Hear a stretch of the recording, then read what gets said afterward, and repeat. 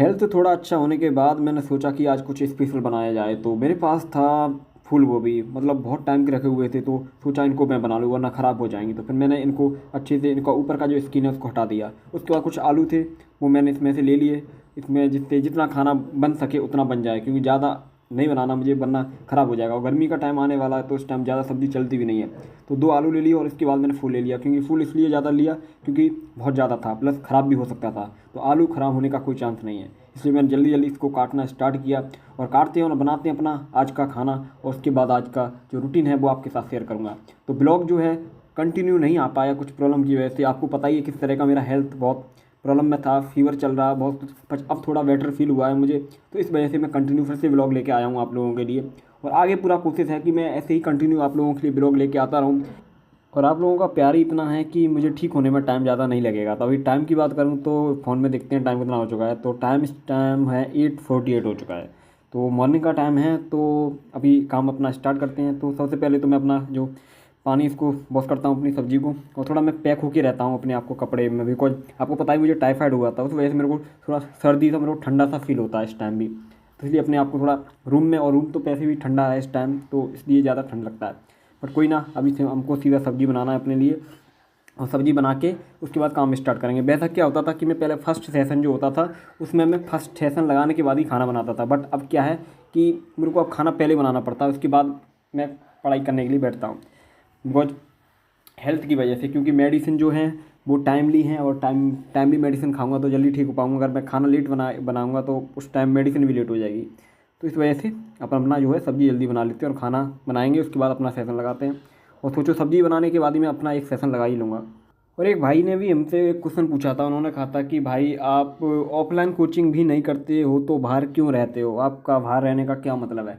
मैं आपको बताता हूँ कि मैं ऑफलाइन कोचिंग नहीं करता, बट मैं बाहर इसलिए रहता हूँ बिकॉज मैं कॉलेज कर रहा हूँ अपना। मेरा कॉलेज जो है मेरा यहीं पर है, मथुरा है, मथुरा से ही मैं कॉलेज कर रहा हूँ। प्लस यहीं पर रह के मैं यूपीएससी की तैयारी कर रहा हूँ।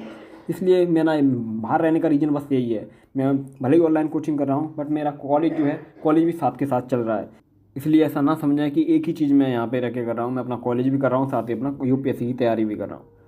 और स्टडी करना, पढ़ाई करना, ये अपने आप में एक तपस्या है। इसके लिए सेक्रीफाइस, बहुत सारी चीज़ें छोड़नी पड़ेंगी और आगे बढ़ने के लिए। और ये तो है कि जब तक आप सेक्रीफाइस नहीं करेंगे तब तक आप नई चीज़ों को नहीं अपना पाएंगे और अच्छी इन्वायरमेंट में, अच्छी चीज़ों में नहीं जा पाएंगे। इसलिए सेक्रीफाइस तो ज़रूरी है लाइफ में सक्सेस होने के लिए। और एक एक चीज़ करके ही सारी चीज़ें बनती हैं। तो अभी मेरा जो सब्ज़ी है वो भी बन चुका है, मतलब बना नहीं, मतलब बनने के लिए रख दिया है मैंने। तो कुछ ना कुछ टाइम में, थोड़ी टाइम में बन जाएगा सब्ज़ी। उसके बाद देखेंगे। तो पहले तो पानी की कमी की वजह से मुझे पानी के पाउच लेके आने पड़े छोटे छोटे, उससे पानी इसमें मैं डाल रहा हूँ। देखते हैं कितना पानी डलता है इसमें। A few moments later. और जब हमारा सब्ज़ी बन के रेडी हो गया तब उसके बाद मैं आ गया अपनी टेबल पे अपना सेशन लगाने के लिए। तो मैंने अपना सोचा सेशन लगा लेता हूँ अपना मेडिवल हिस्ट्री का। तो अपना क्लास लेते हैं और अपने नोट्स क्रिएट करते हैं, बनाते हैं नोट्स और अपनी क्लास को लेते हैं। और उसके साथ ही आप लोगों के जो क्वेश्चन हैं उनके भी आंसर देता हूँ मैं साथ में। और सबसे पहले तो आप सभी से मैं एक बात के लिए सॉरी मांगूंगा, क्योंकि मैं आप लोगों के लिए ब्लॉग नहीं लेके आ सका, टाइमली ब्लॉग लेके नहीं आ सका। बहुत टाइम हो गया उसके बाद मैं ब्लॉग लेके आया कुछ हेल्थ के इश्यू की वजह से। बट अब मैं धीरे धीरे करके ठीक हो रहा हूँ और मैं जल्दी से आप लोगों के लिए पहले की तरह ब्लॉग लेके आया करूँगा कंटिन्यू। क्योंकि जब आप ठीक रहते हैं, आपका हेल्थ ठीक रहता है, तो आपको सब कुछ करने का मन करता है। आपको स्टडी करने का मन करेगा, प्लस आपको जो आप काम कर रहे हैं वो काम करने का मन करेगा। जब आपका हेल्थ ठीक नहीं रहेगा आपको तो कुछ भी काम करने का मन नहीं करेगा। एक हमारी सिस्टर का कमेंट आया था, उन्होंने कहा कि ब्रो अपनी बुक लिस्ट के बारे में एक वीडियो बना दीजिए। तो मैं आपको बताऊं कि मैंने बुक लिस्ट के बारे में एक वीडियो बना चुका हूं यूट्यूब पे। आप मेरी वीडियो में देखोगे तो आपको वीडियो मिल जाएगा उसका। उसके साथ ही मेरा जो एक सेकंड चैनल है AR UPSC स्टडी करके, उसका लिंक मैं आपको दे दूंगा। वहाँ पर मैं UPSC से रिलेटेड सारी चीज़ें आपको प्रोवाइड कराता हूँ और साथ ही आपको मोटिवेट करने के लिए डेली इसके लिए भी मैं एक चैनल बनाया हूँ AR मोटिवेशनल चैनल करके। उसका भी लिंक मैं आपको दे दूंगा, उसको भी आप सब्सक्राइब कर लेना। उसमें मैं डेली वीडियो डालता हूँ अपनी मोटिवेशनल, अपनी वॉइस में। तो मोटिवेशनल चैनल आप मेरा फॉलो कर लें। और मैं इसके साथ ही एक और चीज़ है, मेरा वेबसाइट भी है ARUPSC.com करके, उसको भी आप चेकआउट कर सकते हैं। सारे लिंक मैं आपको दे दूंगा।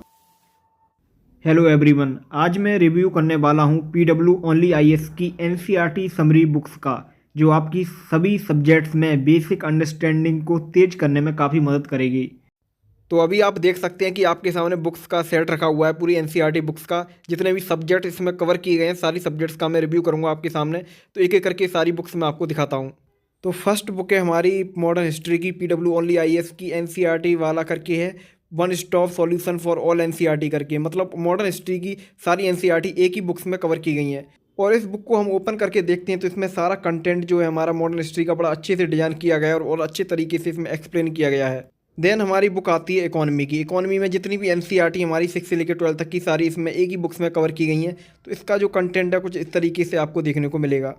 इसके बाद हमारी नेक्स्ट बुक आती है साइंस एंड टेक्नोलॉजी की। तो इसमें हमारी जितनी भी साइंस की NCERT हैं सारी इसमें एक ही बुक्स में कवर की गई हैं। साइंस एंड टेक्नोलॉजी का पूरा सिलेबस इसमें आपको देखने को मिल जाएगा और इसका कंटेंट भी आप देख सकते हैं कुछ इस तरीके का है। इसके बाद जो हमारी नेक्स्ट NCERT है वो है पॉलिटी की। तो पॉलिटी की NCERT इसमें जितनी भी NCERT हैं सारी कवर की गई हैं हमारी पॉलिटी की 6 से लेकर 12 तक की। और इसका जो कंटेंट है कुछ इस तरीके का आपको देखने को मिलेगा। और इसके बाद हमारी जो नेक्स्ट NCERT है वो एशियंट एंड मेडिवल हिस्ट्री। और मेडिवल हिस्ट्री में जितनी भी हमारी NCERT हैं सारी इसमें एक ही बुक्स में कवर की गई हैं और इसका जो कंटेंट है कुछ इस तरीके का आपको देखने को मिलेगा। इसको रखते हैं साइड में। अब आती है हमारी नेक्स्ट बुक, वो है world history and post independence India. तो इस बुक को भी हम साइड में रखेंगे और एक एक करके आपको सारी बुक्स दिखाता हूँ। उसके बाद लास्ट में मैं आपको इसका फीचर्स बताऊँगा सभी बुक्स का। इसके बाद हमारी जो नेक्स्ट बुक है वो है इंडियन ज्योग्राफी की। तो इस बुक को भी हम साइड में करते हैं। इसके बाद जो हमारी नेक्स्ट NCERT की बुक्स है वो है ह्यूमन ज्योग्राफी की। इसको भी हम साइड में रखते हैं। इसके बाद जो हमारी नेक्स्ट NCERT आती है वो है फंडामेंटल एंड फिजिकल ज्योग्राफी की। इसको भी हम साइड में रखते हैं। इसके बाद जो हमारी लास्ट में जो बुक बचती है वो है इंडियन सोसाइटी की बुक। तो इसमें भी हमारी सोसाइटी की सारी NCERT एक ही बुक्स में कवर की गई हैं। तो मैंने आपको सारी बुक्स दिखा दी हैं कि कौन कौन सी सब्जेक्ट्स हैं। अब इन सभी बुक्स के मैं आपको फीचर्स बता देता हूँ कि इन बुक्स में आपको क्या क्या देखने को मिलता है। और इन सभी NCERT बुक्स में 6 to 12 क्लास तक के नॉलेज को एक इजी लैंग्वेज में इस बुक में देखने को मिलता है। साथ ही क्रिटिकल एनालिसिस के लिए इस बुक में पॉइंट टू पॉइंटर दिए गए हैं जिसमें maps, diagram and flow charts को समझने में आसानी होती है। तो अब बात करते हैं NCERT समरी बुक्स की, जिसमें टोटल 12 सेट आते हैं और ये बुक्स आपकी Indian political and governance system में महारत हासिल करने में काफ़ी मदद करेगी। और ये NCERT समरीज बुक्स हम एस्पिरेंट को प्रीलिम्स एंड मेंस के लिए प्रैक्टिस क्वेश्चन प्रोवाइड करती हैं।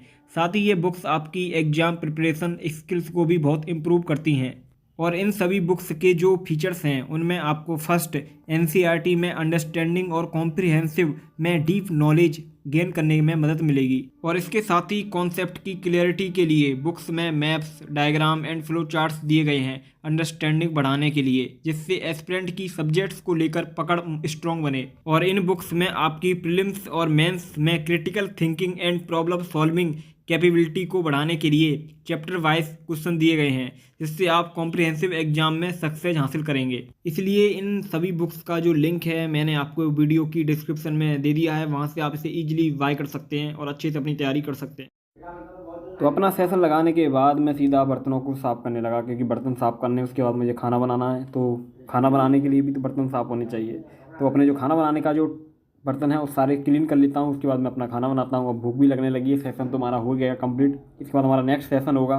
उसके बाद अपना इवनिंग में सेशन लगाएंगे और जो जो चीज़ें आपके साथ मैं शेयर करूँगा, जितना शेयर कर सकता हूँ।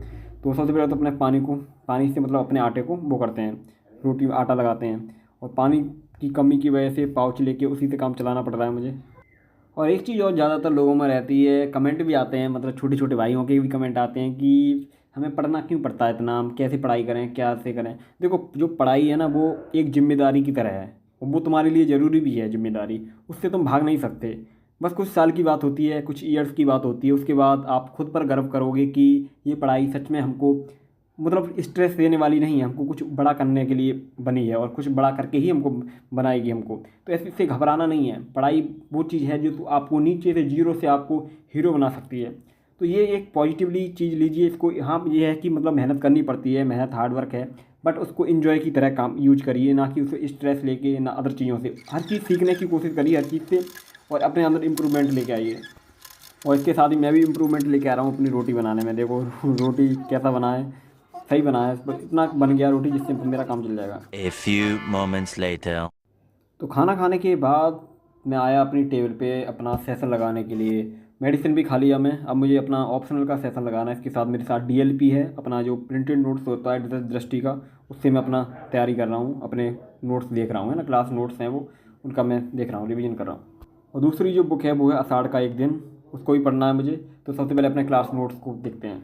और इसके साथ ही एक हमारे भाई ने भी पूछा था कि आपका ऑप्शनल कौन सा है, तो उनको पता चल गया होगा कि मेरा ऑप्शनल हिंदी साहित्य है, हिंदी लिटरेचर है, और उसी से मैं अपनी तैयारी कर रहा हूँ। और अपने जो प्रिंटेड नोट्स भी हैं मेरे पास, दृष्टि की क्लास भी हैं, तो उससे मैं अपना तैयारी कर रहा हूँ, अपना प्रिपेयर कर रहा हूँ। और जो लोग ब्लॉग को देख रहे हैं वो भी कमेंट करके बताना कि आप लोगों का कौन सा ऑप्शनल है, तो मुझे भी पता चल जाएगा कि कितने किस किस ऑप्शनल को फॉलो करते हैं, किन का किस चीज़ में इंटरेस्ट है, सब चीज़ बताना। और स्टडी करते हुए आपसे मैं यही कहूँगा कि हिम्मत मत हारिए, कभी भी हिम्मत मत हारिए, चाहे कितना भी बुरा टाइम आए, कैसी भी सिचुएशन आए, हमेशा डट के सामना करिए उसका। और जो पढ़ाई है ना, जो आप जिसको आप बोझ समझते हैं ना, ये आपकी पूरी लाइफ बना के रख देगी। तो अभी आपको समझ में नहीं आएगा, जब टाइम आएगा तब आपको समझ में आएगा। तो इसको आप थोड़ा ध्यान रखिए। और आज का ब्लॉग मैं यहीं पर एंड करता हूँ, नेक्स्ट ब्लॉग जल्दी आप लोगों के लिए लेके आऊँगा। Take care, bye bye.